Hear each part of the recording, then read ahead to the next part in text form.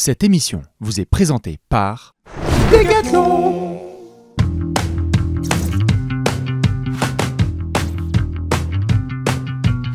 Top 10 All Time. C'est lundi. Oui, monsieur. Et début de saison, début d'année, pardon, oblige, plus voyage New York, Boston, tout ça oblige. On n'est pas dans les poufs. Tout à fait, comment ça va, Alex? Ça va, ça va. On est dans le canap, que dans on le connaît canap. exactement.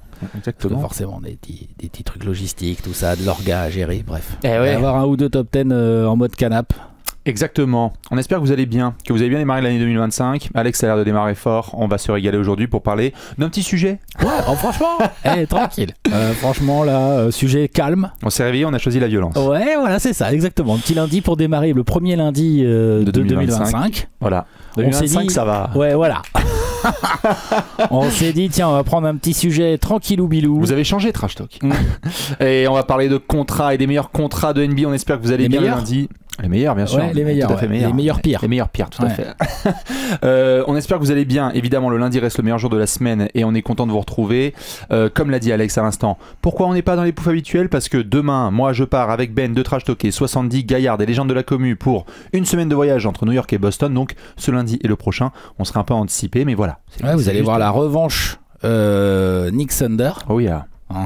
Avec quelques Voilà. contrats discutables ou pas? Bah, peut-être, est-ce qu'il y a des gens qui joueront dans ce match qui sont dans ce top 10? À voir. À discuter, tout à fait. Ce qui est sûr et certain, c'est que comme d'hab, vous le savez, parmi les grands classiques, les top 10 du lundi, avec une semaine sur deux un top 10 actuel, et une semaine sur deux un top 10 all-time. On a parlé de notre ami le Pépère, le Brown, qui a fêté ses 40 ans, on était là, bah, c'est quoi son plus grand moment en carrière? Ouais, top 10 des moments de LeBron. C'était, voilà. De la belle cuvée de draft? Ouais, on a fait des cuvées de draft, tout à fait, depuis le début de saison. On a fait aussi, qu'est-ce qu'on a fait de sympa? Les meilleures franchises. La meilleure franchise, c'était un beau C'était débat, ça, sympa, bien c'était sûr. intéressant ça. Joueurs surcotés qui ont été évidemment des vidéos regardées par Jamal Murray et Tyler Hero. Ouais, voilà. Bon, Jamal Murray, je pense qu'il a pas vu lui. Ouais, tout à fait. Je pense qu'il se dit tout va bien lui. Ouais. Il se dit c'est bon. Jusqu'au bout. Pourquoi je courrais sur un terrain? Franchement. Pourquoi courir? Non, franchement. Non. Mais on est en janvier, Alex. Ouais, tranquille. Je vais pas me faire chier. On reparlera peut-être de Jamal Murray ou pas. On verra. Ouh là là. Oh là là, je sens. On verra. On est peut-être sur un running gag cette saison. Ce qui est sûr, c'est que donc on va partir aujourd'hui sur un top 10 actuel. Je dis bien actuel, important parce qu'on va pas faire les pires contrats de l'histoire de la NBA. On est sur un top 10 actuel, donc la saison 24-25 au cas où vous regardez cette vidéo dans un an ou dans 3 ans peut-être. Il y en a où vous allez dire attends mais c'est n'importe quoi, bah faudra reprendre le contexte. On compte sur vous aussi dans les commentaires pour donner vos propres analyses et vos suggestions de top 10 parce qu'on a plein d'idées de sujets dont on a pu parler avec Alex et Léonce. Ouais. Mais on attend aussi vos idées.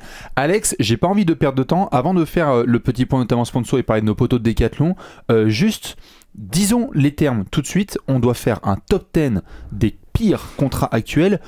How do we proceed? Comment on procède? C'est quoi les critères? Critères, tiens regarde, j'ai quelques petites notes. Moi, en critères, j'en ai pas mal puisqu'un contrat doit être évalué par pas mal de choses. Donc on prend les contrats, on est bien dans les contrats actuels. Donc on prend les contrats comme on les voit à l'instant T. On peut aussi prendre les contrats sur ce qui reste comme nombre d'années et ce que le joueur est en train de montrer ou la pente descendante ou montante sur lequel est le joueur pour estimer. Après là c'est de l'hypothèse, on se projette un peu dans l'avenir Bien avec sûr. les contrats, mais ouais, la durée, le montant total qui reste par cette durée, mais moi je regarde aussi beaucoup le montant par saison.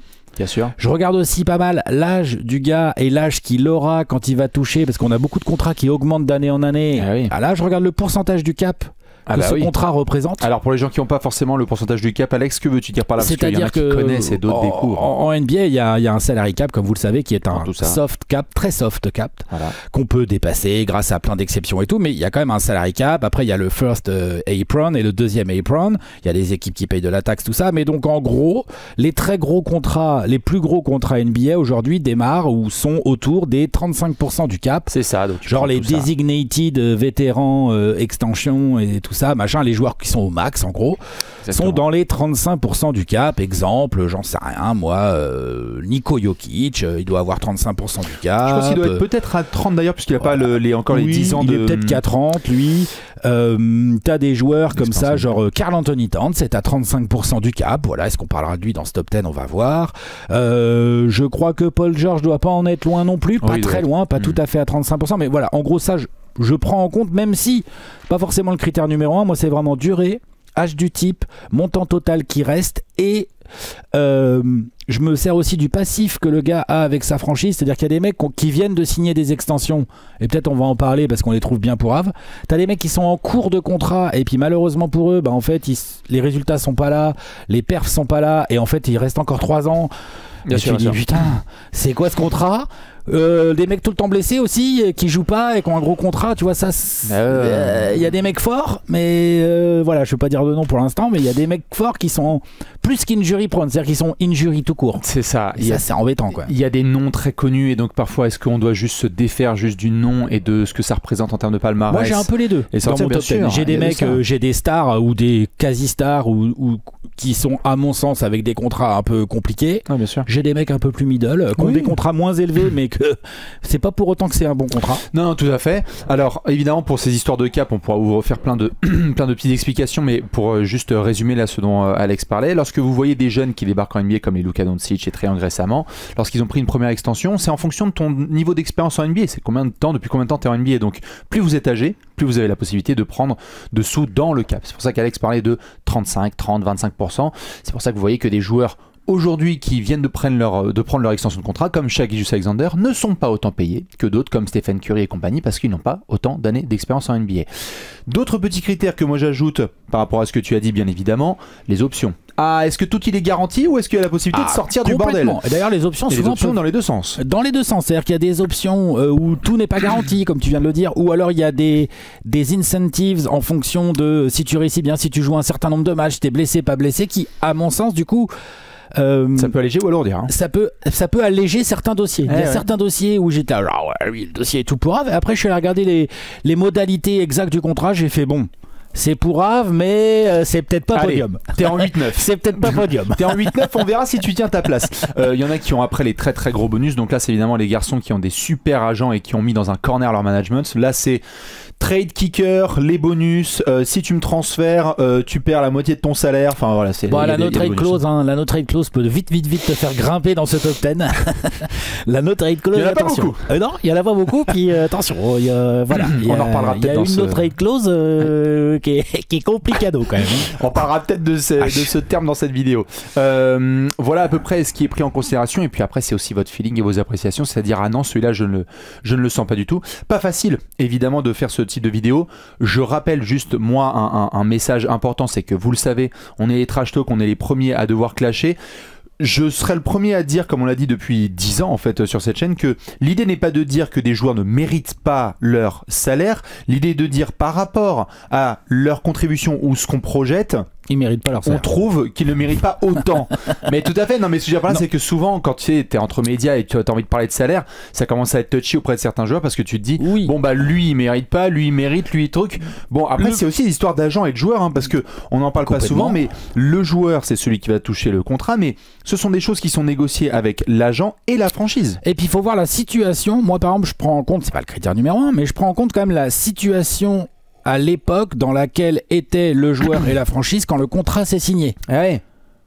Non mais bien c'est sûr. important. Ça peut alléger ou alourdir le dossier. Pareil, ça marche dans les deux sens. Et il faut avoir évidemment en tête les augmentations de cap qui auront lieu dans les prochaines années, puisque la NBA est un business qui fonctionne tout à fait bien. C'est ça. C'est pour ça que le pourcentage du cap est quand même un truc à prendre en compte. Donc quand on s'éclate sur Monsieur Franz Wagner pour sortir un exemple cet été, qu'on se dit on va voir, il sera peut-être mentionné par certains dans cette vidéo, bah c'est vrai qu'il y a des projections qui sont faites par les management en se disant ok, aujourd'hui c'est choquant, mais peut-être que dans 4 ans vous regarderez et vous direz c'était assez bien anticipé, on verra.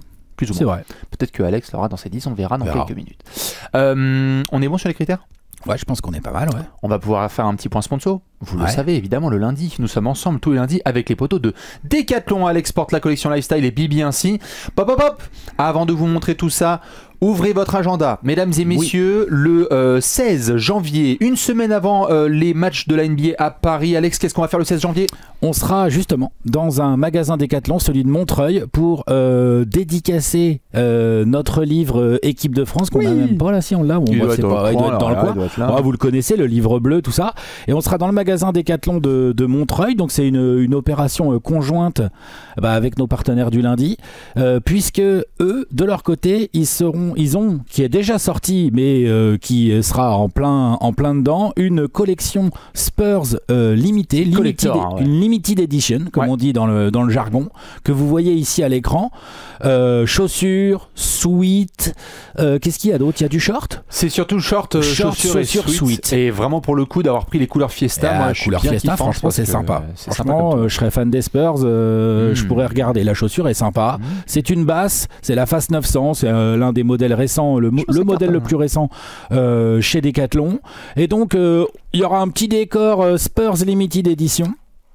En gros, c'est l'OP Bastien. Ambiance Wemby avec un petit livre équipe de France. Ouais.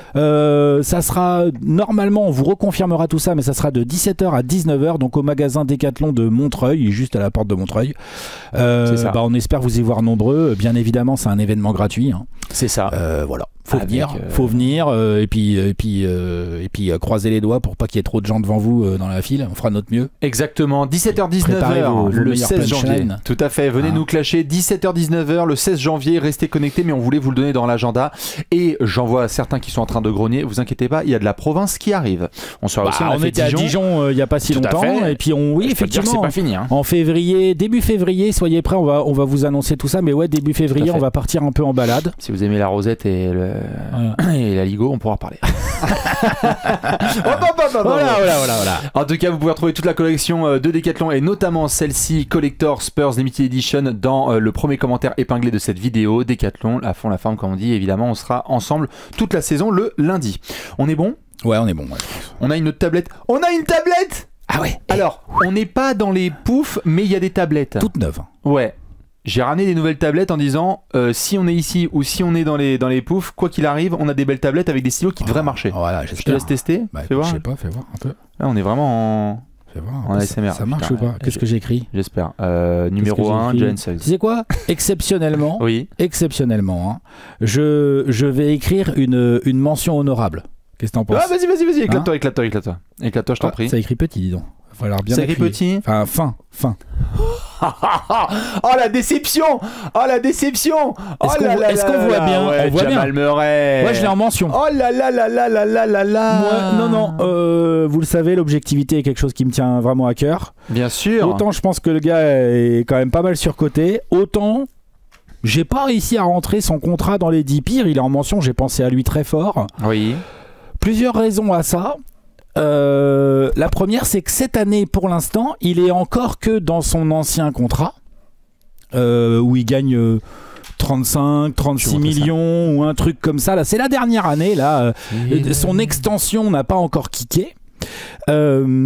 Je vous remets juste ici à l'écran, Jamal Murray, vous allez le voir. Jamal Murray, il est ici, 36 millions et après, Alex. C'est ça, tu vois, c'est la dernière. Après, il a kické le 200 et quelques millions sur 4 ans. 46, 50, 53 et 57 Tout à fait. Mais Jamal Murray est encore un joueur de 27, 28 ans. Ouais, c'est ça, 27-28 ans.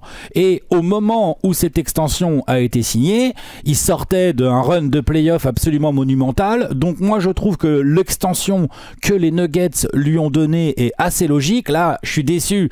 Et s'il continue comme ça, et qu'on refait un top 10 des pires contrats, genre dans un an, mettons, et que l'autre, il a continué sur ce rythme-là, ah là, par contre, attention. Parce que là, il sera payé beaucoup plus cher, avec des... Mais concrètement, aujourd'hui... Autant je pense que on le surcote sur ce qu'il est capable de faire, autant je mettrai pas son contrat dans les pires parce que je comprends comment il a été signé et c'est pas fini. Jamal Murray, j'espère bien qu'il va être capable de montrer d'autres choses. Donc à un moment donné, avec le cap qu'augmente, machin et tout, je pense qu'on peut se regarder et dire bon, ouais, il est un peu cher payé, mais il fait le taf quand même un peu, tu vois. C'est ce que je souhaite. Mais bon, il est peut-être possible que je reparle des Nuggets dans cette vidéo. Ah oui? Ah bah dis donc. Ouais. Ah bah dis donc. Ah bah quand Alexander Jokic en 2. Ah bah. Alors Nico Jokic, il perd pas de ballon. Il perd le ballon là. C'est compliqué. Énorme grognement dans la commune qui vient de voir Jamal Murray en mention honorable. Là, je pense qu'il y a beaucoup de gens qui s'attendaient à ce que tu mettes Jamal Murray. Ah, ils s'attendaient, mais tu sais, les gens ils s'attendent. Faites votre top 10. Dites-moi qui vous avez. Tiens, j'ai une belle mention honorable pour toi. Mais c'est vraiment une mention honorable. Monsieur Andrew Wiggins. Bah moi aussi je l'ai en mention, tiens. Tu l'as en mention? Tu sais qu'il a gratté le top 10 lui pendant un bon moment, lui. Allez. Allez, il est dans la discussion. Andrew Wiggins, alors j'en parle rapidos puisque vous l'avez ici à l'écran. 26 millions de dollars cette saison, Pas 26 si cher, millions. mais Et 30 millions tout à fait. Mais en fait, ce qui se Pour un passe, c'est que role-player. pour monsieur Andrew Wiggins, le contrat qui avait été négocié, sorti de titre évidemment, puisque c'était la doublette avec Jordan Poole. Salut Jordan Poole, qui était une mention honorable également. Ouais. Le contrat en soi pouvait être correct par rapport au rôle qui était estimé, et Wiggins était sorti une saison All-Star, donc on pouvait se projeter en se disant c'est solide quoi. Je vois des gens qui vont peut-être me dire de la Dub Nation, ça va, 30 millions pour un ailier qui peut quand même mettre sa quinzaine de points et potentiellement défendre. c'est Oui. cher. Je Mais suis désolé, c'est cher. combien d'ailiers on peut mettre maintenant devant Andrew Wiggins, dont certains sont vraiment moins bien payés et vont faire un taf plus honorable avec des meilleurs pourcentages, avec une présence sur le terrain plus régulière, parce Ou qu'il y a eu parmi des des soucis, mecs hein. avec le même salaire, il y a des mecs vraiment meilleurs. C'est ça, et puis cette présence parfois sur le terrain, alors qui était liée à du perso hein, évidemment ces derniers mois, mais ça joue aussi, hein, les joueurs qui sont payés et qui ne sont pas forcément sur le terrain, on en reparlera dans cette vidéo, hein, bien évidemment. Est-ce que tu avais une autre mention ou pas, ou sinon on va peut-être un peu se spoiler, on va pas... Ouais. Allez, on va Oh, pas si se- quand même j'en ai une Attends. petite parce que je pense quand même qu'il faut mentionner ce monsieur. Attention. Même s'il lui reste plus qu'un an de contrat, il est en mention, il rentre pas dans le top 10 parce qu'il lui reste plus qu'un an de contrat. Mais pardon, Ben Simmons qui gagne 40 millions d'années. Oui, bon. Ah bah si, on mentionne. Allez. On mentionne. C'est pas un contrat, c'est... Il y a qu'un an, c'est on une est addition. d'accord, mais et voilà, c'est ça. C'est-à-dire qu'il faut quand même bien réaliser que le gars, ok, il revient, ça va mieux, tout ça, mais enfin bon, pardon. Regardez, Ben Simmons, genre, il est beau là. Voilà. 40 millions. Il est à 40 Mais après, millions. c'est libre. Il y a qu'un an, donc ça va. Oui. C'est pour ça que ça rentre pas dans le top 10, mais pop. Du coup, je trouve que c'est un des meilleurs contrats des mieux puisqu'il est expirant. Ouais, enfin bon. Ah, ils sont contents les Nets. Genre il est expirant, il n'y a pas d'offre de trade, il n'y a rien du tout. C'est Alors ça. que, enfin bref, allez. Je vais laisser les autres, évidemment, situations de contrat. Comme ça, on va pas se spoiler. On va pas tarder à mettre un numéro 10, mon cher Alex. Avant ça, Ouais, juste... avant ça quand même. Ouais, parce que t'as des mains avec les mentions honorables. Qu'est-ce qu'on mange? On est le lundi, il y a un moment, il faut se poser la question. Parce que le lundi... Qu'est-ce qu'on mange, sachant qu'on est avec les pires contrats de la NBA, hein, donc ils sont Ouais. capables de trincer. Hein. Ouais, c'est ça, ouais. Qu'est-ce qu'on mange? Je pense qu'il faut manger léger là, parce que sinon. Sortie de Genre, tête. petit filet de cabillaud. Bien. C'était Avec, bon, hein. avec des légumes. Ouais, c'est bon. Voilà. Très, Ça, très c'est bon. bien, hein. Ça, c'est super. Ouais, filet de cabillaud avec des légumes, ça me paraît un bon truc pour digérer les contrats. Magnifique, allez-y, tagliatelle à la butternut, vous pouvez vous faire plaisir en cette période, hein. On profite des courges encore un petit peu avant de basculer vers les jours heureux, les jours de soleil. On espère évidemment que vous mangez bien avec nous car c'est la grosse réunion du lundi.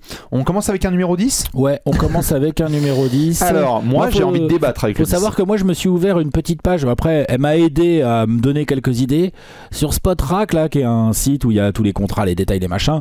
À l'époque, ça fait déjà presque un an, pas tout à fait un an, mais en mars 2024, ils avaient fait un top 10 des worst value contracts. Donc j'ai été regardé, je suis pas tout à fait d'accord avec tout ce qu'ils racontent, mais il y a quand même des gens là-dedans, je me suis dit oui, je suis d'accord. Moi j'ai pas voulu être trop inspiré, je me suis dit allez, fais ton travail sur tous les contrats de NBA et vas-y au feeling, ça va faire du bien. J'ai hâte de débattre du numéro 10.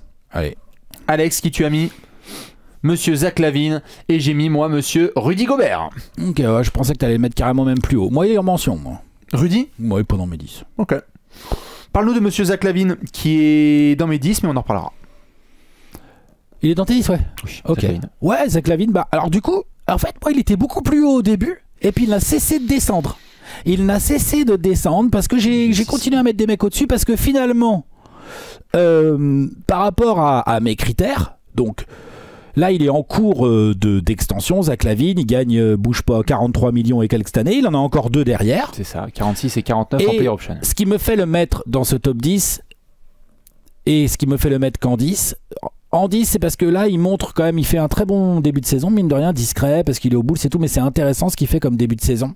Je pense qu'il regagne de la trade value, si tant est que les Bulls soient toujours décidés à le trader, j'en sais rien, ça on verra, mais il regagne un peu de trade value, il remonte que quand il peut jouer, il est quand même un attaquant sérieux, avec des pourcentages tout à fait honnêtes, il a progressé à la passe, enfin bref, tu vois, Zach LaVine, après, bon voilà, il est dans mes 10, attention, hein. Et par rapport à d'autres contrats, dont on va parler là-dedans, lui, il va bénéficier, les Bulls et lui vont bénéficier grandement des perspectives d'augmentation du cap. Enfin, je veux dire, Zach LaVine est tradable, là, ça y est, il redevient un peu tradable gentiment, il revient dans quelques mini-rumeurs et tout. Donc je l'ai mis en 10, je savais pas trop comment le manier. Il a été dans mon top 5, hein. Donc il a bien glissé. Après, j'ai eu des noms que j'avais. Après, t'as fait- Après, il y a des noms que j'avais oubliés et j'ai dit ah bah oui, mais non. Ah mais attends. mais lui en fait il gagne presque autant que Zach Lavine. Genre, ok, donc du coup petit à petit il est descendu jusqu'en 10 parce que finalement derrière il en reste que 2, il y a une player option, on verra ce qu'il en fait. Ça reste un joueur qui a pas encore 30 ans, qui va avoir 30 ans ou un truc comme ça là pas loin, donc qui peut encore jouer de manière sérieuse, qui représente environ 25% du cap actuel, on va dire. Ça va, même si son salaire va augmenter, ça va baisser par rapport au pourcentage du cap. Donc je l'ai mis en 10, il doit être dans les 10, je pense. Maintenant, il est pas si haut finalement. Oui, voilà. D'ailleurs, spoiler, je vais pas non plus le mettre tellement plus haut, on va en reparler de Monsieur Zach Lavine. Moi je voulais avoir le débat Rudy Gobert, je me doutais que tu allais mettre il était en balance là, dans mon 9, 10, 11 il était en balance Rudy. En fait Rudy Gobert, par pas le mettre. Évidemment pour vous parler du dossier, Rudy Gobert actuellement il est sur la fin de son précédent contrat, il est payé 43 millions cette saison, c'est le 15e joueur le mieux payé de toute la NBA, et ensuite il a donc négocié un nouveau contrat qui l'emmène jusqu'en 2027-28 avec donc 35 millions puis 37 millions. Tu vois, c'est pour ça moi que je l'ai pas rentré en fait. Alors j'entends, avec une player option à 38 millions à venir, et donc en fait les arguments moi qui font que je l'ai mis Rudy Gobert dans mes 10 et en 10e, c'est plusieurs choses. La première c'est que on est sur un joueur qui actuellement est un des 15 joueurs les mieux payés de toute la NBA, Rudy Gobert, pour un an. Tout à fait, pour un an, mais il est dans le top 15 pour un an, aux côtés d'autres garçons qui sont tout à fait sympathiques autour quand même, et pour le coup je trouve que quand tu vois la courbe de la carrière de Rudy et ce qui va venir dans les années qui vont s'avancer là, donc les 3 prochaines saisons, il va gagner moins, mais je trouve que la présence indéniable de Rudy Gobert sur le terrain en étant aussi valuable qu'il puisse l'être jusqu'ici dans sa carrière, je pense que ça va devenir un sujet, vraiment. Donc je pense que Rudy Gobert, il y a des moments où on va le retrouver, comme on a pu en discuter cet été, parce qu'il y avait évidemment du Wemby en équipe de France, mais je pense qu'il va y avoir des situations comme ça avec les Wolves, où on va se dire, est-ce que Rudy est encore sur le terrain dans des fins de match? Est-ce que Rudy est encore la pièce centrale d'une équipe qui va très très loin? Et je pense, je ne le souhaite pas pour Rudy, mais je pense que ça va devenir un sujet dans les années à venir. Alors oui, la négociation de contrat elle a été bonne. C'est-à-dire que l'extension qui a été faite, tu prends 10 millions en moins. Donc tu n'as plus que 35, tu donnes une vraie flex à ton équipe. Tu donnes plus de flex. Parce que si tu deviens un pivot backup potentiellement, ce qui est un scénario tout à fait possible de Rudy Gobert. Parce qu'il n'a pas 25 ans. Rudy Gobert, il n'a pas non plus 40 ans. Non, mais il en a 33, 32, il va en avoir 32-33, il va avoir donc 35-36 ans à la fin de son contrat. Si tu es un pivot backup de 36 ans à 38 millions, je peux te garantir qu'on sera dans les canapés et qu'on sera en train de dire attention. Mais aujourd'hui, je le mets pas moi. Et donc, c'est pour ça que, évidemment, quand on fait les contrats actuels, tu l'as bien dit en critères, on est obligé de se projeter un minimum. Je suis d'accord, mais du coup. Et donc, je me disais, là, entre le fait que c'est un top 15 salaire actuel, je le mets pas 5e, Rudy, mais je veux bien l'avis des gens, parce que pour le coup on parle de tous les joueurs, même évidemment les joueurs français, ça nous est arrivé par le passé quand il y avait eu, tu sais, les histoires de contrats post 2016 avec Nico Batum, Ian Mahinmi et compagnie, on se disait genre oh là là ça va exploser dans tous les sens.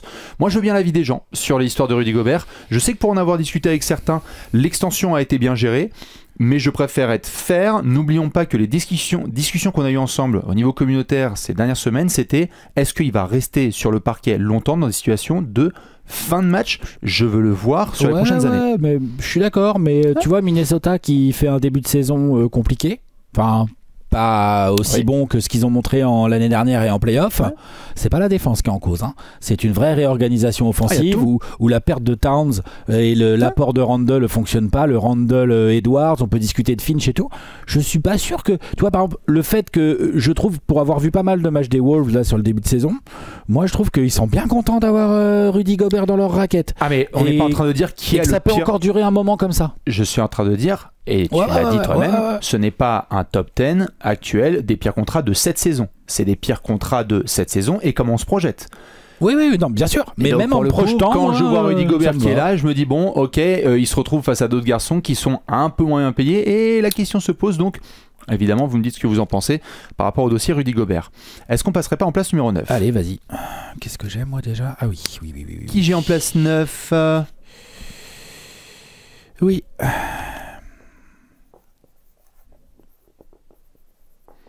Bon, ça évidemment c'est un clin d'œil à un top 10 qu'on a fait récemment, puisque évidemment on est sur un numéro 1 de draft, monsieur DeAndre Ayton et Alex il a mis Michael Porter Jr. Ok, alors j'ai hâte justement d'en discuter parce que je me demandais si t'allais mettre Michael Porter Jr. ou Jamal Murray en fait. Bah tu vois, j'ai mis Michael Porter Jr. Et alors pourquoi? Parce que je pense que pour le coup, lui, il est dans l'extension qui vient de kicker, si je dis pas de bêtises, oui. Enfin, qui vient pas de kicker, mais il est au milieu de son extension. Je veux dire, on parle d'un mec qui gagne 25% du cap. Oui. Des Nuggets, grosso modo. Oui, c'est ça. Ouais. Cette année, c'est 25,5. L'année prochaine, ça sera 25. L'année d'après, ça sera 24. Il gagnera plus d'argent après, là, quand Rudy Gobert va, tu vois, pour comparer avec Rudy, par exemple. Pas le même poste, pas le même âge. Ah, mais bien sûr, pas le même poste, pas le même âge, mais alors pas le même impact. C'est quoi l'impact de Michael Porter Jr. concrètement? Moi, je suis déçu. De Michael Porter Jr. Ouais. Je trouve que là, on s'endort trop sur le fait que ça va un peu mieux, là, sur ce début de saison. Moi, je trouve qu'il est bon cette saison, hein. Ouais. Et qu'il y a des progrès par rapport à la saison précédente. Ouais, mais je sais pas. Enfin, il a un salaire. T'as plus de perspectives tu vois, que Jamal toi-même, Murray. t'en avais parlé. Je sais plus dans quel apéro c'était.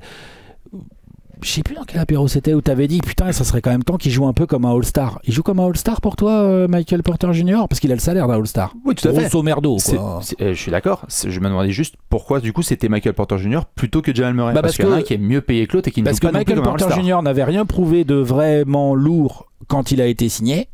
Alors que Murray, je comprends la signature de Jamal Murray. J'ai un peu plus de mal avec celle de Michael Porter Jr. qui a été il y a 2 ans, donc il a signé pour 5 ans le max, rookie extension, oui. machin, tout ça, et qui ne devient pas, à mon sens, un joueur All-Star. Et qui, si ça se trouve, même si là il fait des bons trucs, il s'améliore un peu en défense, bon et tout.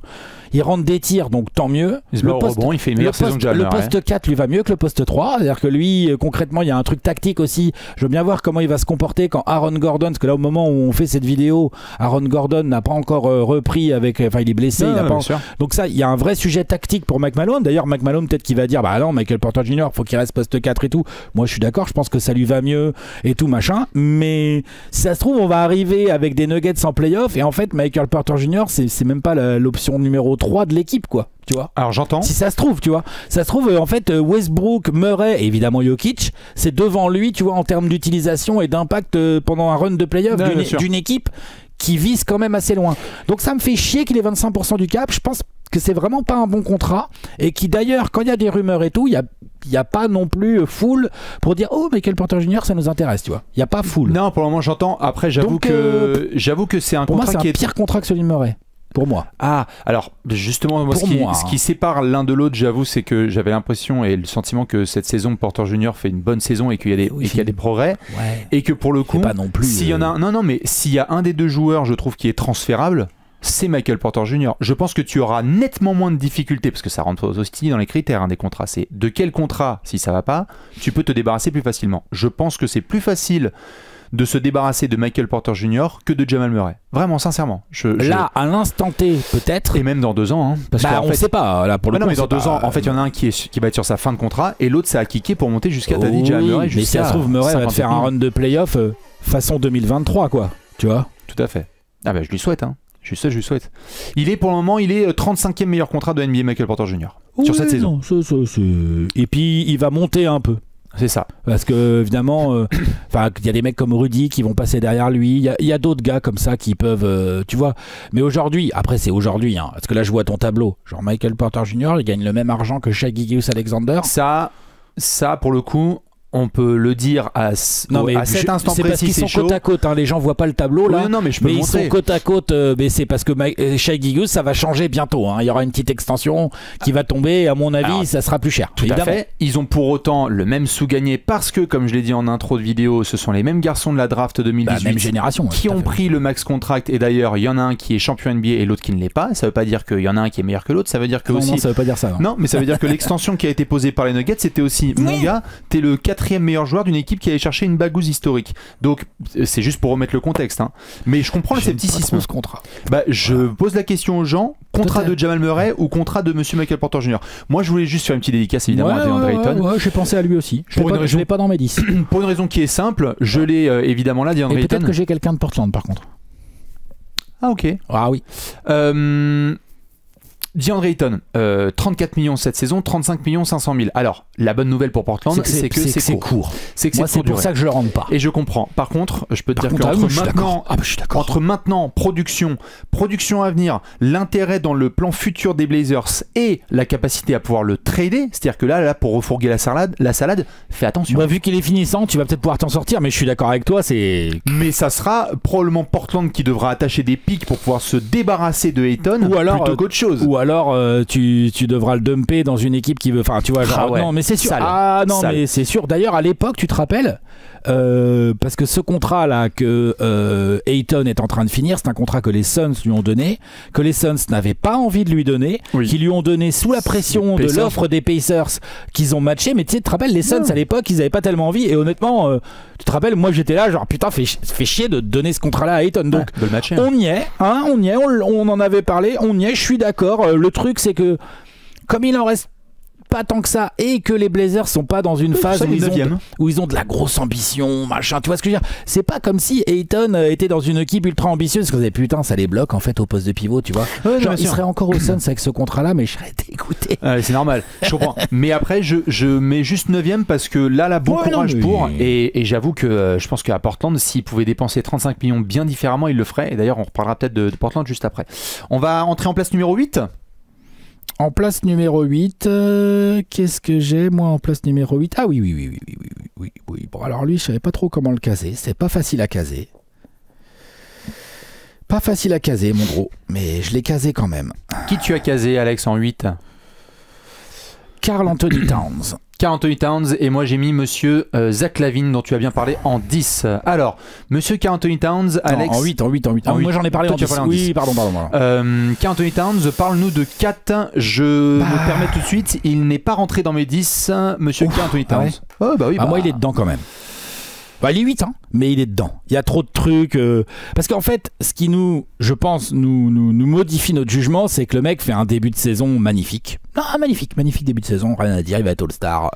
Il envoie du point, du rebond.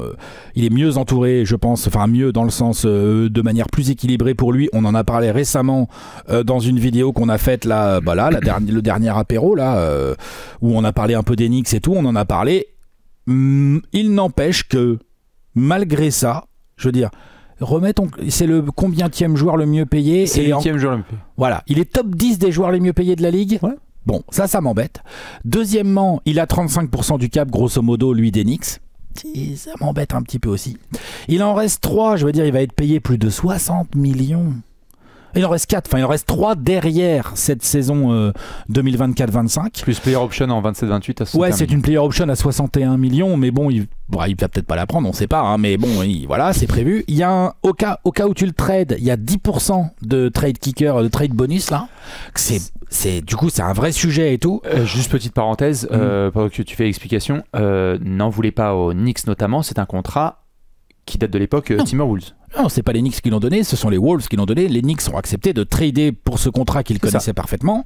Mais les Knicks, ils ont une vision de titre. Et si Karl Anthony Towns ne se blesse pas et continue à jouer comme ça, on va dire ouais, il est cher, mais il fait le taf. Donc, ou au moins, il fait le taf pour lequel il a été recruté. Donc moi là-dessus, c'est aussi pour ça que... Parce que vu la longueur, le montant, le passif injury un peu du gars quand même, ça peut lui arriver quand même dans le début de sa carrière et tout, et le côté on s'est toujours demandé s'il pouvait être top 2 option d'une équipe qui va vraiment loin, on se le demande encore puisque ça reste à prouver. Du coup moi ça me fait beaucoup d'éléments qui me font rentrer son contrat dans le top 10 parce que je pense vraiment qu'il est trop payé, vraiment. Je suis d'accord, c'est trop. J'entends. Trop. De donner plus de 30% du cap à Karl Anthony Towns, je pense que c'est trop. Parce que même en 2027-28, où donc le cap aura beaucoup augmenté, comme son contrat augmente quand même de manière très significative, il sera encore à genre 31-32% du cap, quoi. Ouais. C'est beaucoup. En fait, j'entends, il surfait sur les places 8, 9, 10, 11 là, à savoir comment est-ce qu'il allait rentrer. Et puis après, je me suis dit, bon, quand même, c'est un gars qui fait pour le moment, en tout cas, une différence assez forte sur les plans des Knicks. Et tu sens que c'est le fit parfait. Moi, je parlais l'autre jour de savoir qui allait remporter le trade entre les Wolves et les Knicks. Et pour le moment, en ce début de saison, on a une réponse assez claire. En fait, le débat qui était plus sur les Knicks, c'est ils ont bien dépensé là. Et je me demande qu'est-ce qui gêne le plus les gens, et je vous pose la question et je te la pose Alex, entre le contrat de Karl Anthony Towns et le contrat de OG Anunoby? Ouais, je suis d'accord. Parce que OG Anunoby, il était là, il est dans mes mentions. Dans les mentions, je le montre juste comme ça, après tu peux en discuter. Il gagne moins, mais OG Anunoby, il gagne sur longtemps aussi lui. On l'a vu l'extension cet été, 36 millions cette saison, puis 39, puis 42, puis 45 avec une player option à 48 en 2028-29. Exceptionnel défenseur et capable d'apporter offensivement, mais je voulais juste apporter le débat sur OG Anunoby versus Karl Anthony Towns parce que lorsque j'ai jonglé entre les deux, je me suis dit c'est peut-être OG sur la durée qui peut me gêner un peu plus que 4. Actuellement, je mets Towns. Oui. Mais il est possible que dans 2 saisons, je dise oh putain merde, OG Anunoby, il en reste encore 3. Surtout qu'OG Anunoby, il faut pas oublier que dans son contrat, il y a aussi un trade kicker là, un 15% de trade bonus. Donc si tu le trades, il faut le payer 15%, à moins qu'il s'assoit sur cette clause. Ça arrive, il y a des joueurs qui le font parfois dans les négos. Mais en tout cas, je suis d'accord. Là, aujourd'hui, je l'ai pas rentré, mais j'ai pensé très fort à lui. Bien sûr. Tu as parlé de... Toi, tu l'as dans tu vas te spoiler dans sa série. 4 Non, Anunoby. Non, finalement, j'ai jonglé avec les joueurs d'Enix et je les ai mis en 12-13, quoi. Enfin, tu vois, vraiment à la porte du top 10. Tranquille. Zach LaVine, tu en as bien parlé en place numéro 10 de ton top 10. Je l'ai mis 8ème. Pas grand chose à ajouter. Moi, je continue de dire que dans une autre franchise compétitive où c'est la plutôt troisième option d'une équipe qui va aller très très loin, Zach LaVine est un joueur offensif exceptionnel. Tu vois ? Exceptionnel, mais... Bah oui, il y a des mais. C'est pour ça qu'on l'a dans nos 10. Je peux entendre tous les arguments des gens qui sont là. Oui, c'est super quand même, il est présent. Et puis du coup, quand il y a des gros coups de chaud, Zach LaVine n'est pas transférable aujourd'hui. Je suis désolé. C'est un peu mieux là. Il va l'être, tu vas voir. C'est ce que je dis là. Non, on jongle avec nos préférences et nos avis. On est là genre oui, tu vas voir, regarde la fumée dans le ciel, il va être plus transférable. Au moment la où fumée dans le ciel, c'est un très bon critère. C'est ça. Mais au moment où on parle, Zach LaVine, 43 millions donc cette saison, puis 46, puis 49 millions de dollars. C'est compliqué de récupérer Zach LaVine. Sinon, un joueur aussi fort athlétiquement, offensivement, qui a montré qu'il pouvait se développer et qui a quand même, il a pas 37 ans, hein, il a encore du temps devant lui, Zach LaVine, il y aurait plein de franchises sur lui qui seraient. Si tu commences à avoir un poisson qui est sur le même étal depuis plusieurs mois et il y a tout le monde qui passe devant, il y a personne qui le prend, ça veut peut-être dire quelque chose aussi. Tu vois, malheureusement pour Zach LaVine. Ouais, non, mais je suis d'accord. Un peu compliqué. Est-ce qu'on passerait pas en place numéro 7 ? C'est là que j'ai commencé à avoir des gros dilemmes avec moi-même, hein, mais bon, c'est la vie, c'est comme ça. Fais voir, j'avais mis quoi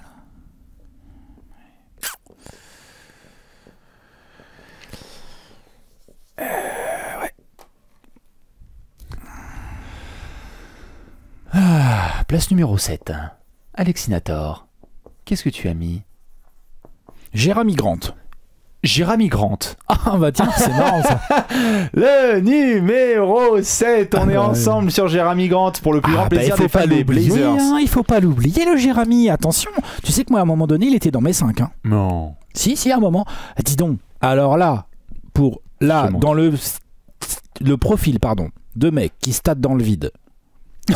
Stade dans le vide total. Oui, mais ok, vas-y. Démarre et puis je compléterai. On a essayé de le mettre un peu en option dans le top 3 des options d'équipe quand il était aux Pistons ou quoi, là, tu vois. Oui, ils ont essayé. Hein, pardon. Top 1 des Pistons. Ouais, voilà. Ce n'est même pas dans une équipe qui joue quelque chose, c'est pas une top 3 option, c'est sûr. Je sais même pas si c'est un vrai titulaire. Dans une équipe, vraiment, je suis pas sûr. Moi, je l'aimerais bien en sortie de banc dans une équipe sérieuse, une grosse équipe en Jeremy Grant. Ah, moi, allez, je suis peut-être un peu dur, mais pas tant que ça. Hein. Je vous le dis, poste 3-4 aujourd'hui, il y a un paquet de monde qui est meilleur que Jeremy Grant. C'est pas qu'il soit mauvais, c'est que je trouve que il montre pas ce qu'il faut. Les Blazers l'ont prolongé, on s'est tous dit oui, c'est pour le trader derrière et tout. N'empêche que maintenant, il y a 4 ans de contrat derrière. Entre 30 et 36-37 millions dans la saison 2027-28, je crois, un truc comme ça. Je sais pas, je l'ai pas sous les yeux, tu l'as. Ouais, 27-28, tu vois, il sera à 36 millions. C'est ça. Donc, tu as encore 130 millions à payer sur les 4 prochaines années. À Jeremy Grant. Moi, je trouve que c'est beaucoup. Je suis très curieux de voir parce que je pense quand même que vu les joueurs là qu'ils ont, les Deni Avdija ou les Toumani Camara, enfin les mecs plus jeunes un peu, Portland peut tout à fait avoir en projet de trader Jerami Grant. Ouais. Et je pense que ça va pas être si simple que ça avec ce contrat encore assez long, ou qu'il va falloir lâcher des choses, lui attacher quelque chose dans sa carriole pour pouvoir le trader. Donc ouais, moi il est dans mes 10. Ouais, je pense que c'est vraiment pas un bon contrat, le contrat de Jerami Grant. Ah ouais, non, j'entends. clairement. J'entends. Ouais, En fait, on était dans la même conversation et je me disais comment ça va se passer parce que j'avais mis des mentions comme Andrew Wiggins. Tu vois, on est un peu dans ce range de joueurs 3, Wiggins 4. a prouvé plus. Hein, Et même. en fait, c'est là que Wiggins même, a prouvé pas plus. à tortiller du Et cul. c'est ce qui fait que Wiggins n'est pas à cette place et que Voilà. Jerami Grant y est. Fan de Portland, je le sais. Alex l'a mentionné là, le contrat il est conservé pour que ça puisse durer. Le truc c'est que par contre il va falloir s'updater. Jerami Grant il a plus 24 ans, il en a 30. Donc ça veut dire que le contrat ça le mène jusqu'à ses 34 ans.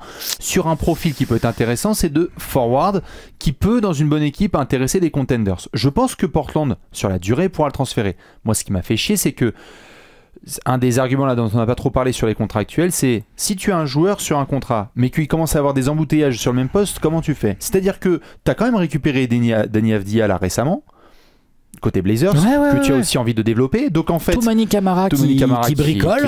Aussi. Moi j'aurais bien voulu le garder, moi, au Suns par exemple. Exactement. Les titulaires. Les line-up avec Jerami Grant ne sont pas non plus formidables et donc t'as pas l'impression que c'est un gars. C'est pas un game changer ou un gars qui va assurer le cadre d'une franchise stable. On connaît toujours pas son poste. Bon, je sais que la NBA est post-lest maintenant, tout ça, mais quand Jerami même. Grant, si en gros c'est simple. Jerami Grant pour moi, s'il était transféré. La courbe de carrière de PJ Washington qui finit à Dallas dans un bon cadre, trouve son rôle et donc se développe, aurait pu être celle de Jerami Grant. Oui. Aurait pu être celle de Jerami Grant. Donc c'est une histoire aussi de contexte et de cadre. Bien sûr. Sauf que maintenant Jerami Grant il a 30 piges et PJ Washington il les a pas du tout. Et aujourd'hui toi et moi, si on doit choisir entre PJ Washington et Jerami Grant, on prend PJ Washington. tous les jours. Et devine c'est lequel le moins payé des deux. Voilà. C'est normal. Merci. Mais pour le coup, c'est pour ça que Jerami Grant, par rapport à la question que tu disais, je sais pas s'il est titulaire. Moi, je pense que Jerami Grant c'est un titulaire dans une équipe qui va loin. Été un peu titulaire dans une équipe qui va loin. Oui. Mais pas la deuxième option. C'est pour ça que je te parle de PJ Washington. C'est PJ Washington, c'est un titulaire d'une équipe qui va loin. Ouais. C'est le 4e, 5e meilleur joueur d'un 5 majeur. Si tu le mettais à Boston demain, ce serait le 5e meilleur joueur du 5. Si tu le mettais à Cleveland, il serait derrière la plupart des gars. Si tu le mettais à Dallas, ce serait PJ Washington. Mais à si Cleveland, tu le mettais il est pas titulaire. Hein. Oui, tout à fait. Et si tu le mettais à Denver, je pense qu'il pourrait discuter de la place avec Michael Porter Jr. Allez, mais vite fait. Hein. Absolument. Mais il reste en 7. Place numéro 7. On est d'accord là-dessus. On est sur le même poste. On va voir si on a des similitudes dans le haut. Je pense que oui. Mais, justement, on va rentrer en place numéro 6. Et là, oui, c'est moi qui vais me transformer en Alexinator ce lundi pour dire les facts. Alex, tu as mis qui en 6? Joel Embiid? Oui.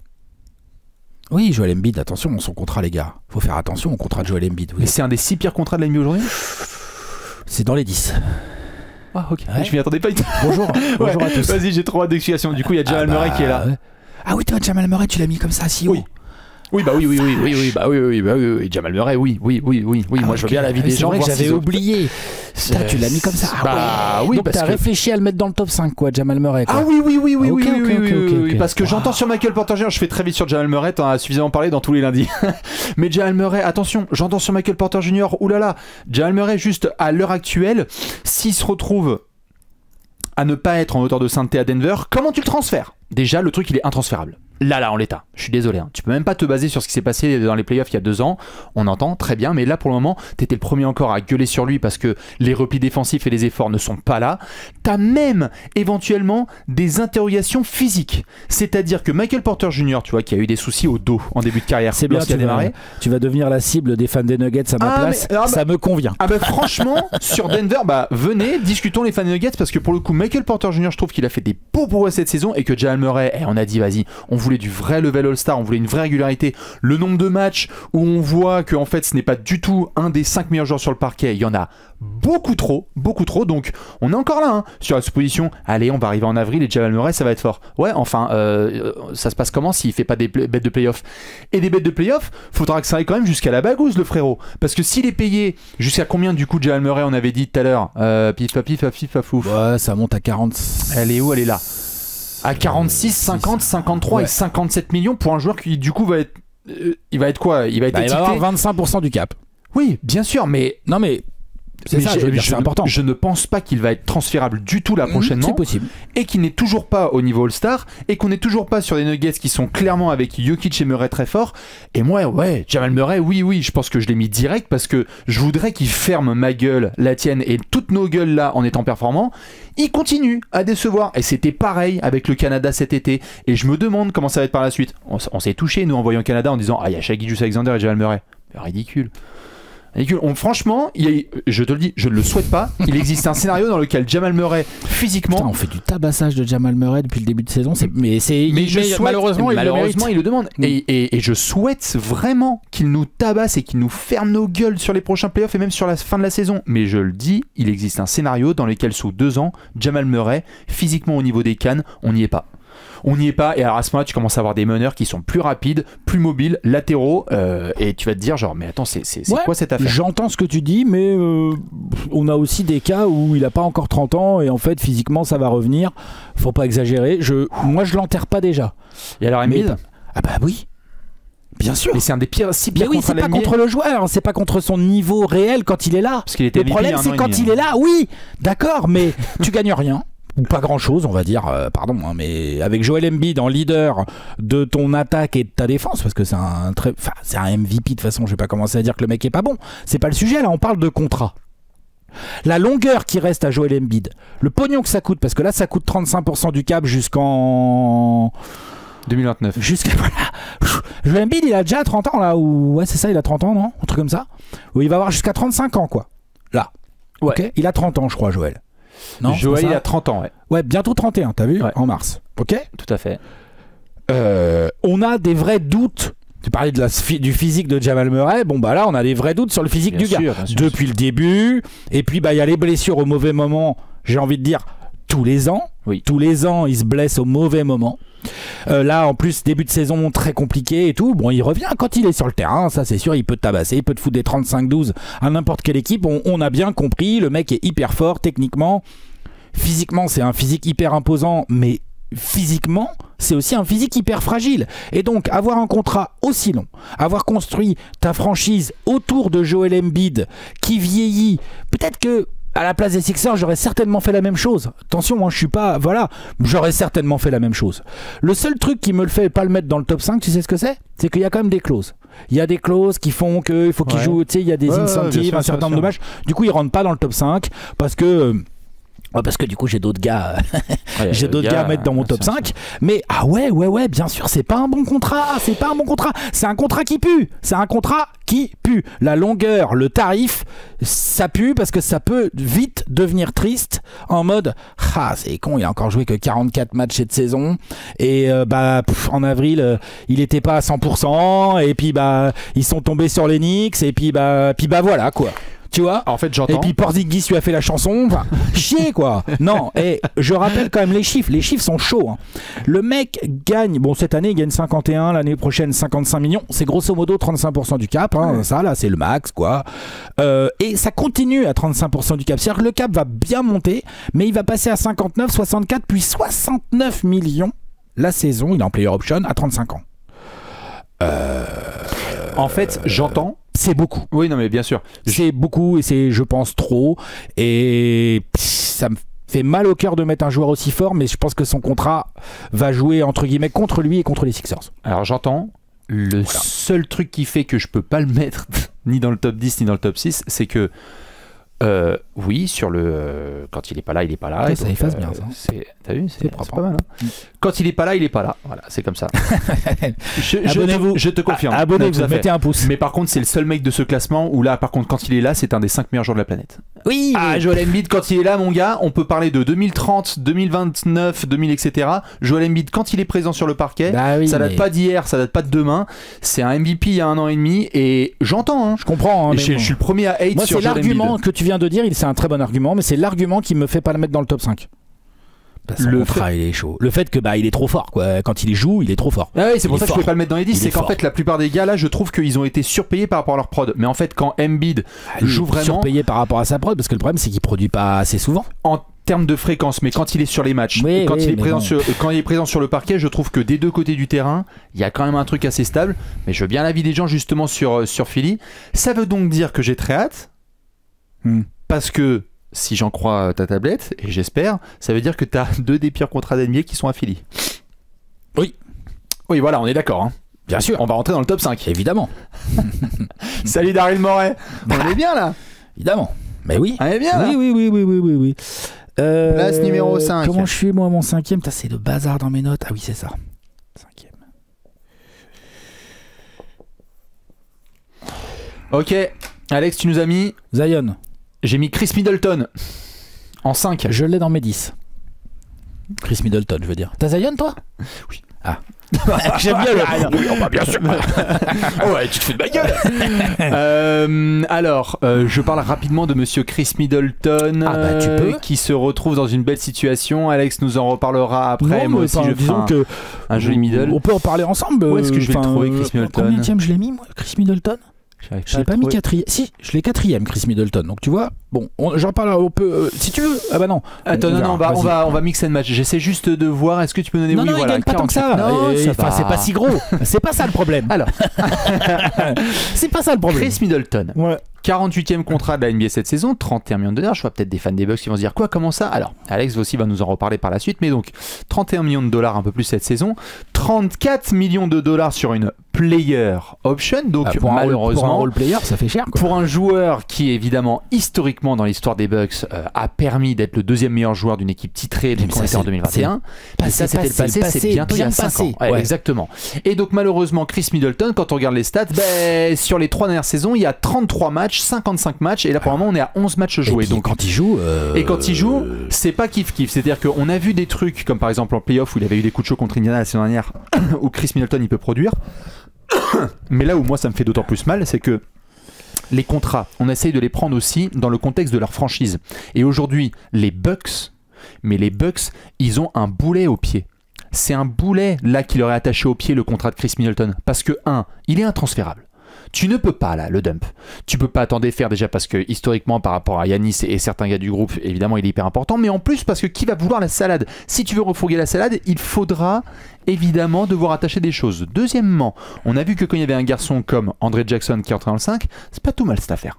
C'est bien défensivement. On est bien avec titulaire Chris Middleton là. Je pense que Doc Rivers il va pas. Et donc Chris Middleton s'il revient, ça va devenir un sujet parce que ça se passe bien avec notamment André Jackson. Ça va être un sujet sur le banc, terminé.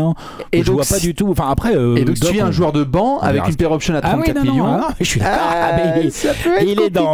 Tu vois, il est dans mes 5 et il est pas 5e. Donc voilà. Ok, parle-nous de Monsieur Zion Williamson que j'ai évidemment, je vais pouvoir placer sur ma tablette puisqu'il est en 4. Ok. Bon bah on est sur un switch. Puisque moi j'aurais Middleton en 4. Ah d'accord, très bien. Oui. Eh ben, je mets Zion Williamson. Alors bon bah il a été 2 pendant un moment parce qu'il n'y a pas de problème sur le numéro 1. Le numéro 1 je pense qu'on est d'accord. Moi c'est Middleton qui a été 2 pendant un moment. Ah ouais? Contrat pas assez long. Ouais voilà, exactement. On est bien d'accord. Mais par contre Zion moi j'avais toujours mon 1-2 moi par contre. En fait. Après une fois que j'ai Middleton, enfin bref, allez. Attends, je peux te mettre C'est quoi? Ah tu vois c'est marrant. Mon 1, je l'avais depuis le début. Ensuite, je me suis très vite pensé à Middleton parce que son contrat me travaille quand même beaucoup depuis un moment, mais je l'ai baissé et très vite mon 2 s'est dessiné. Alors, je te pose la question parce que par rapport à ce que tu disais, et c'est marrant, même moi ça me fait réfléchir à mon classement, qu'est-ce qui te dérange le plus, le contrat de Zion ou le contrat d'Embiid? Ah, tu vois, c'est kiff-kiff quoi. Ouais, c'est ça. Bah, en fait, les deux sont un peu dans une catégorie qui se ressemble. Je mets Zion un peu au-dessus parce que Embiid a quand même été MVP. Tu vois, mais en fait, finalement, ok, Embiid a été MVP, rien à dire, il domine et tout. Zion, quand il est là, il domine. Alors, il domine, mais c'est pareil, un niveau moindre. Un niveau moindre, mais un niveau bien sale quand même, en fait. Bien moindre. Dans une équipe moins construite. Bien moindre. Oui. D'une équipe qui n'ira jamais très très haut, avec lui en leader. Enfin voilà, on le sait. Voilà, c'est pour ça qu'il est dans mes 5, qu'il aurait même pu être 4. Je pense qu'il aurait pu être 4, tu vois, j'ai Middleton en 4. Ouais. Donc je pense qu'il aurait pu être 4. Après, oui, mon 3 c'est... J'avais pour le mettre mon 3, donc j'ai mis 3, mais on verra. Mais oui, non, Zion, il y a vraiment un sujet. Alors, il y a aussi autre chose, c'est que à la manière d'Embiid, c'est pas tout à fait les mêmes clauses, mais il y a aussi des clauses. Hein, quand il est signé, je te confirme. il y a eu des clauses de participation, de nombre de matchs, de blessures. Je crois même qu'il y a une clause sur son poids. Oui, il n'y a pas un délire comme ça. Si. Il y a une clause sur son poids, donc tout ça fait aussi que j'ai pas pu le mettre dans mon podium, par exemple. C'est ça. Parce que je me dis bon, les Pélicans, et puis je suis un garçon optimiste. Je me dis il est encore jeune, il a encore que 24-25 ans. Peut-être qu'à un moment donné, il va voir la lumière dans une autre équipe avec le même contrat. Tu vois, par exemple, je pense aussi à la décharge de Zion. Tu l'as dit un peu dans ton argumentaire à l'instant, genre bah oui c'est vrai que en leader on a du mal à y croire parce que mentalité et puis ça se blesse beaucoup et tout, donc ça va être compliqué, mais il y a aussi le fait que à quel moment Zion a été entouré de la manière qu'il fallait, tu vois, genre c'est pas sûr, tu vois. Je trouve que c'est aussi ça qui m'a fait rentrer Embiid pour comparer, tu me demandais pour les deux, c'est que je trouve qu'Embiid, il y a eu un taf autour de lui, quoi. C'est à un moment donné, ça va toujours être de la faute de quelqu'un d'autre qu'Embiid. À un moment donné, on doit parler du contrat d'Embiid. On doit, je pense. Parce qu'à un moment donné, c'est toujours de la faute des autres, quoi.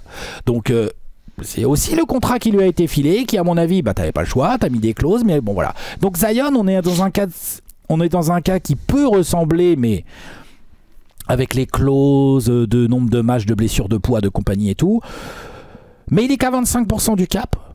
Donc, moi, c'est pour ça aussi que je le monte pas plus haut. Parce qu'en fait, bon bah... C'est un jeune qui a pris son extension de 2010. Ça reste un contrat qui sort du contrat rookie, donc c'est toujours un peu moins cher, c'est toujours un peu moins embarrassant.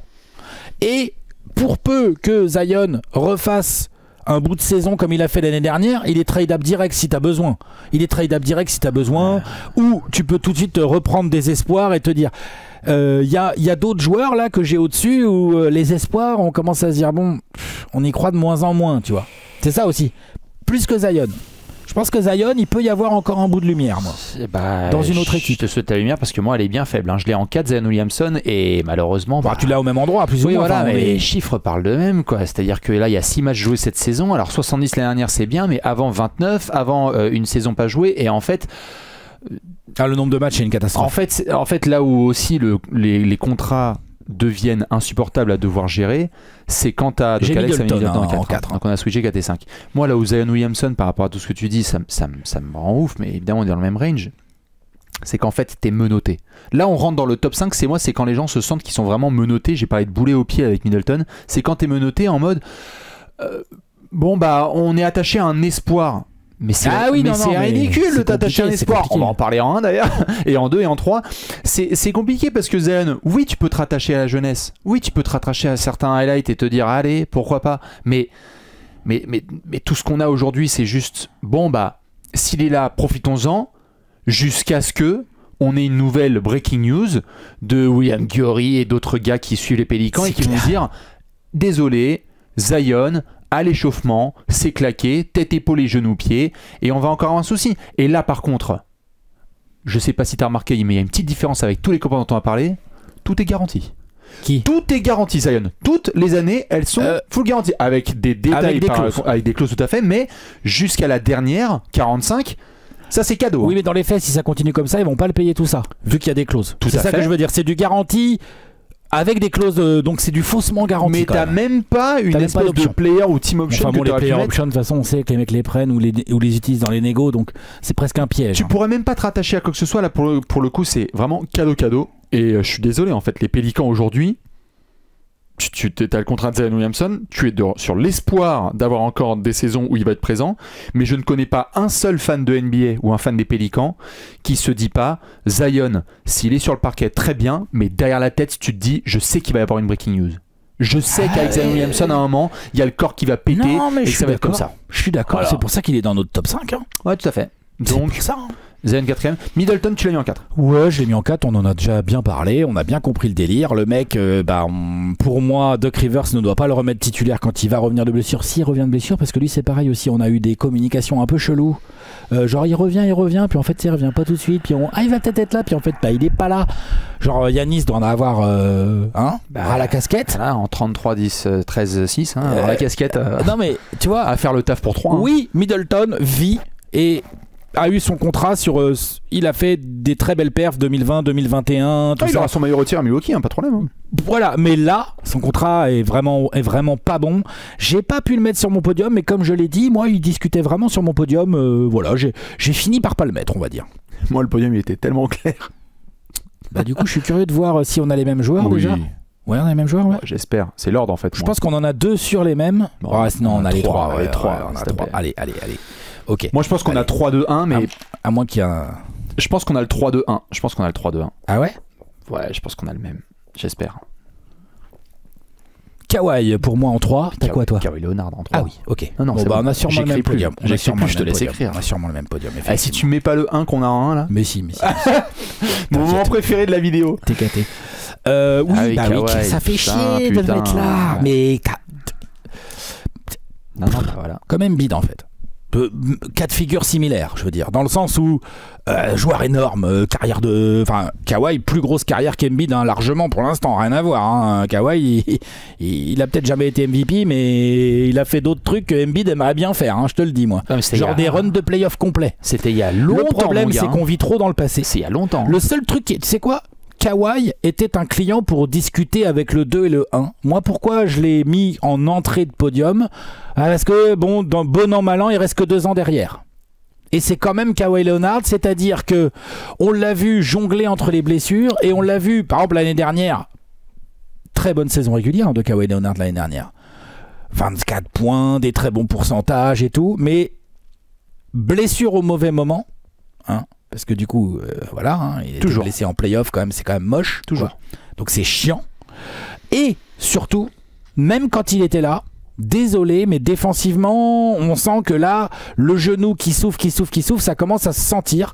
Le poids des blessures et des années, Kawhi Leonard a 33 ans, 34, 33, un truc comme ça. Non, 33 ans. Voilà. Il vient de les avoir. 33 ans, donc il va, il a encore 2 ans derrière, donc ça va l'emmener jusqu'à 35 ans. Il est 50 millions par an, donc c'est gros. Et en même temps, quand il joue, il vaut 50 millions l'année, tu vois. Le problème, c'est quand il joue. Le problème, c'est que là, quand il joue, on voit bien que défensivement, sur les déplacements latéraux, c'est plus pareil. C'est plus pareil, c'est plus le même Kawhi. Il faut s'y faire, malheureusement. Et en plus, il y a le spectre, là au moment où on tourne cette vidéo, son retour a été annoncé. Potentiellement, entre le moment où on tourne et le moment où il est diffusé, il a joué un match, potentiellement, puisque ça se joue à peu de choses là. Mais même, qui nous dit qu'il va pas se reblesser dès le mois de février? Qui nous dit est-ce qu'il va revenir? Enfin, tu vois, genre il y a trop d'incertitudes. Donc je comprends, les Clippers ont décidé de mettre l'extension sur lui, mais non, c'est compliqué. Bon, il est podium, c'était sûr et certain. Il est 3e comme toi. Évidemment, par rapport à tout ce que tu as dit. Moi, je suis désolé, j'en ai ras le cul. Vous le savez, ça fait 10 piges qu'on fait des vidéos avec Alex et Léon sur cette chaîne. Ça fait 5 ans.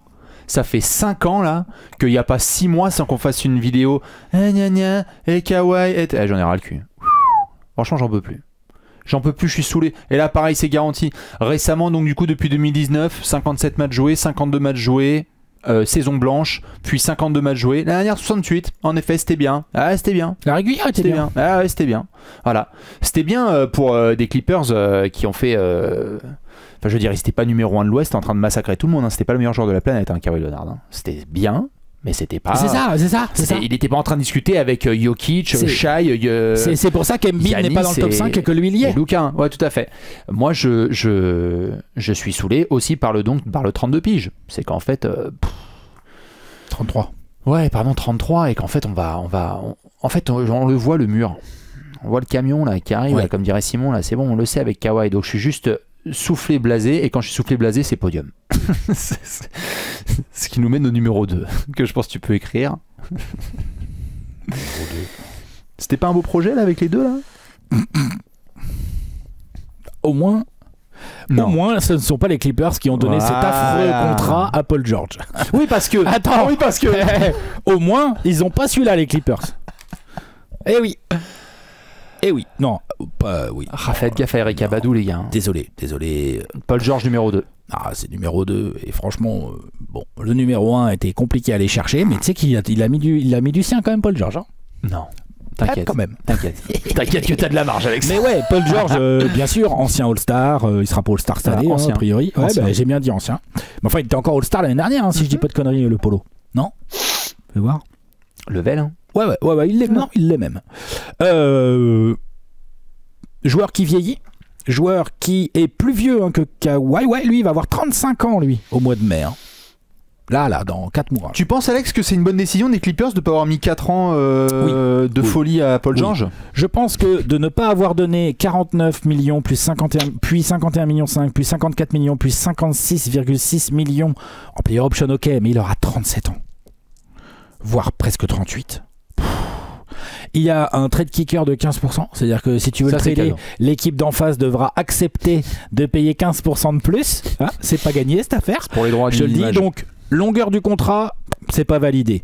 Montant annuel, vite fait. Hein. Franchement, faut vraiment avoir du Paul George au top pour le payer ce prix-là. Blessure, attention, le mec se blesse, on le sait, on l'a vu, début de saison raté, notamment à cause des blessures. Là, il fait vraiment un début de saison vraiment pas bon au tir, pas bon global.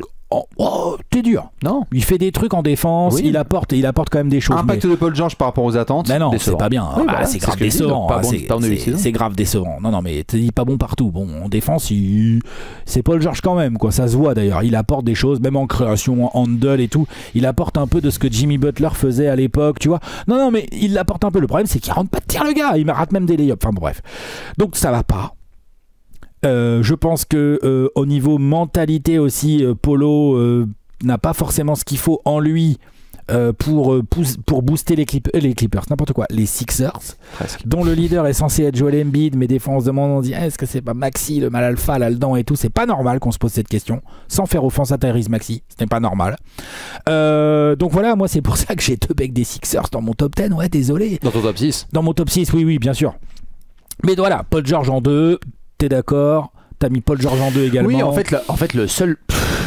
Avec ce genre de joueur, si les deux, pour moi, c'est que le seul moyen de sauver ces contrats, c'est d'aller chercher la bague. C'est ce que j'appelle la jurisprudence Jaylen Brown.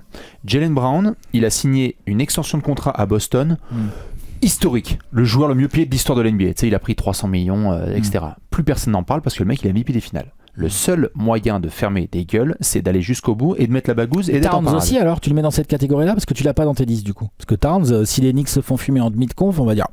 Ah, s'ils se font fumer en demi de conf. Non, mais c'est pour ça, il faut aller au bout aussi, les Knicks ou pas? Avec Knicks, le contrat de Towns. De toute façon, les Knicks, faut aller au bout, les Suns, faut aller au bout. On va en parler.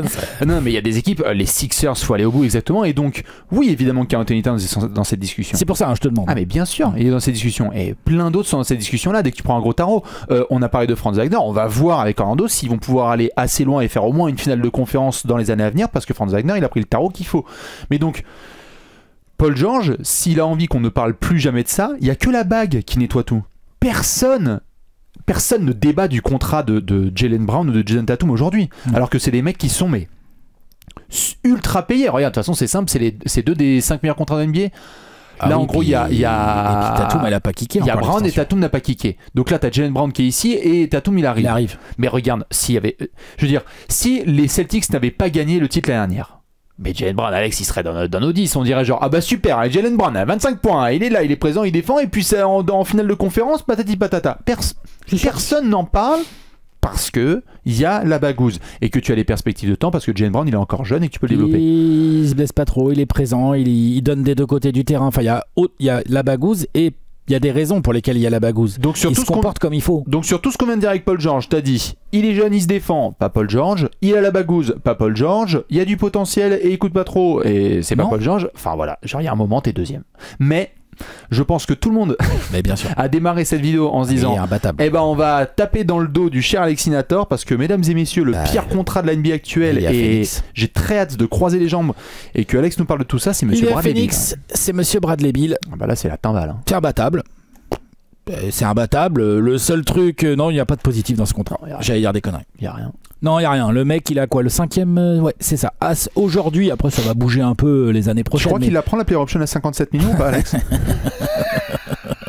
Oh putain. Bon, ça va, franchement, il aura que 33 ans. Hein. Ah la vache.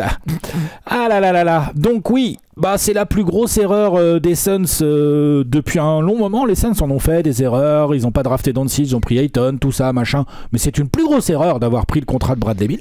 Beaucoup plus grosse. Hein. Il n'y a pas de titre. Il y a eu un titre à la fin des années 70 à Washington, donc il y a une bannière au plafond. Hein. Et tu peux mettre une deuxième bannière. Hein. On a réussi à refourguer le contrat de Bradley Beal. C'est un exploit.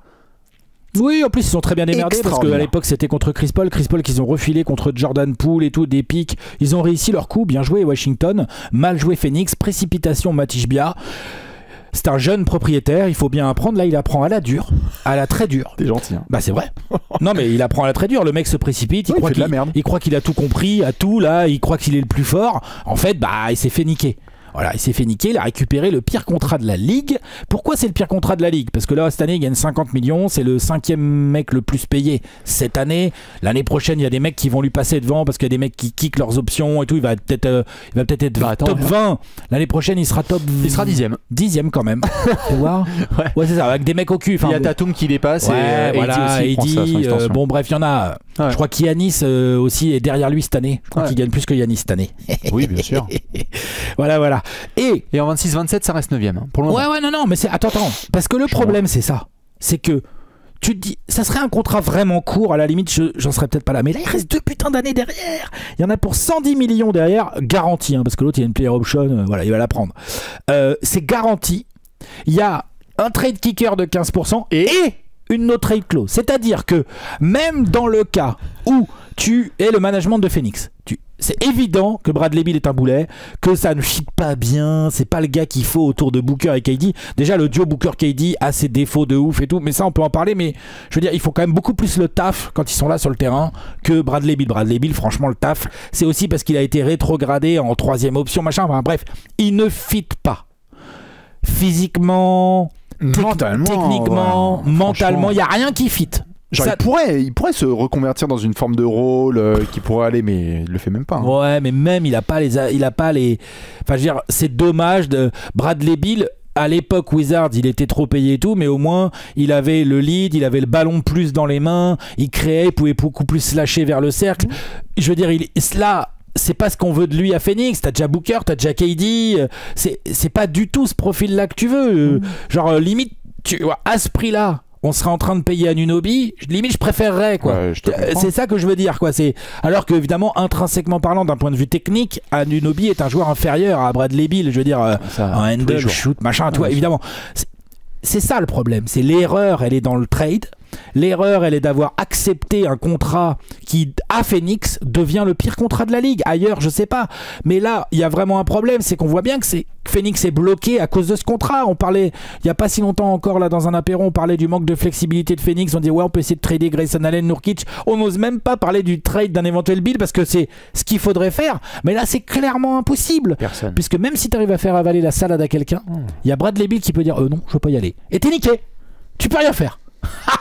Ah la vache, t'imagines, on fait avaler la salade à quelqu'un, je sais pas qui, on s'en fout. C'est compliqué, hein. Mais quelqu'un de désespéré, moi j'en sais rien, ne quittez pas, il nous faut juste l'accord de Bradley.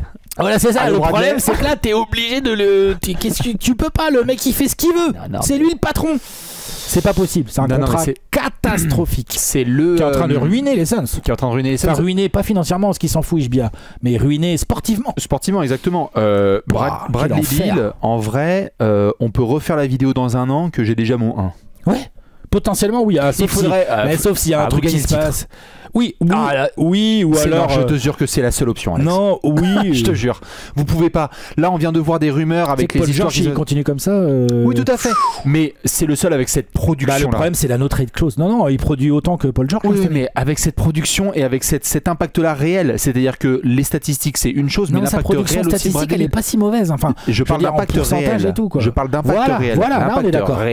Bradley Beal, c'est chaud. Surtout le fit, c'est une cata. Ça ne marche pas. Donc du coup, tu sais déjà que l'année prochaine, en fait, il sera déjà podium au numéro 1 déjà de ton top 10 des pires contrats actuels. Tu sais déjà que là, il faudrait littéralement un miracle, mais un miracle de chez miracle même pas, je pense pour gagner soit miracle numéro 1, gagner un titre. Et alors là, moi, je préfère largement imaginer un titre avec les Sixers. On est loin, hein. C'est un miraculus de Miracolo. Hein.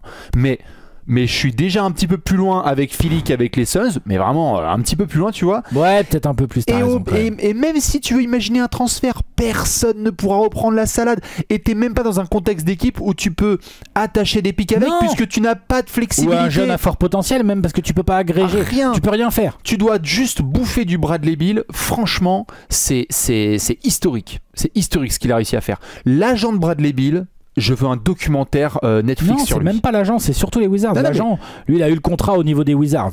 Je te jure que l'agent y a mis parce que notamment il y a eu la négociation sur la no trade clause. Ah oui, c'est ça. L'agent de Bradley Beal a aussi mis ça. Mais ça, c'était avec les Wizards la no trade clause. C'est pas avec les Suns. Oui. Non. Tout à fait, c'était avec les Wizards, mais ce qu'ont demandé notamment les agents et le camp de Bradley Beal, c'était énorme, c'était parfait, c'est vraiment du travail, mais d'auto-sabotage.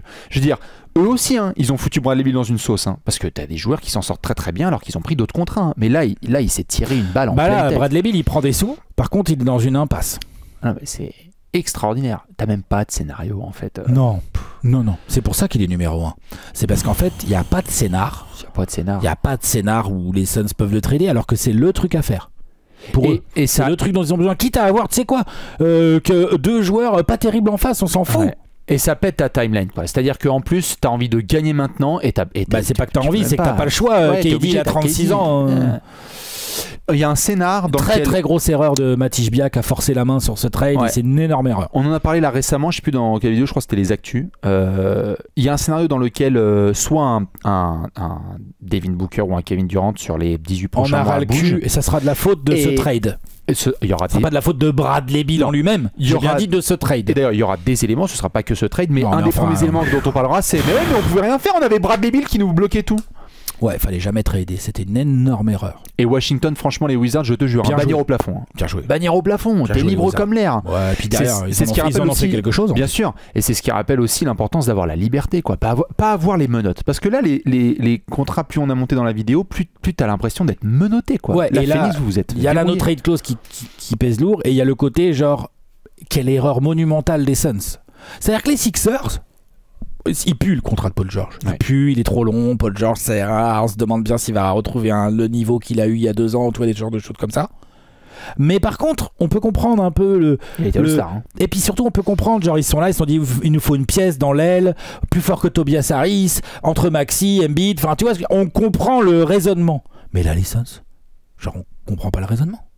Non. Et d'ailleurs, non seulement on le comprend pas, mais en plus, ça se voit que ça va pas marcher. Ça ne marche pas et ça ne va pas marcher. Je ne pense pas que ça va marcher.